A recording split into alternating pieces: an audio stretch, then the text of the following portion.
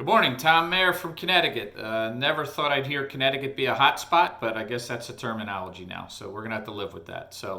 Anyhow, hey, we've been in this now for a week, 2 weeks as your business.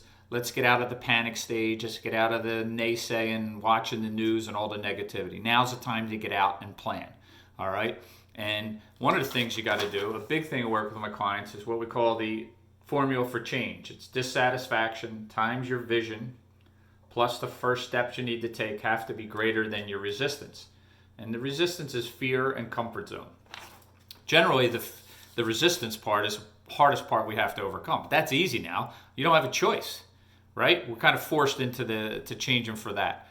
The hardest part is what are the first steps you need to take. Okay, so we're going to go through a couple ideas on that. Number one is don't change your goal. The goals you set out for this year, you don't have to change the goals. You may have to change the way you get there, but you don't have to change the goals. And number two are what changes are going to how you're doing business, the way you're doing business. They're all little pivots, and you need to work with your team on a daily basis on what little pivots you can make in your business and brainstorming these every day, because it's changing every day and it's changing weekly. A lot of pivots you see restaurants now doing curbside and delivery.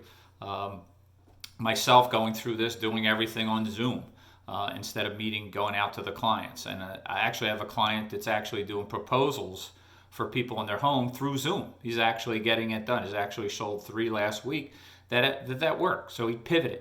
We need to come up with ideas. And it's a lot of little pivots that's going to get you there. It's not one big thing. Now, some industries or businesses are going to have to make massive changes in how they do business. So that's also out there.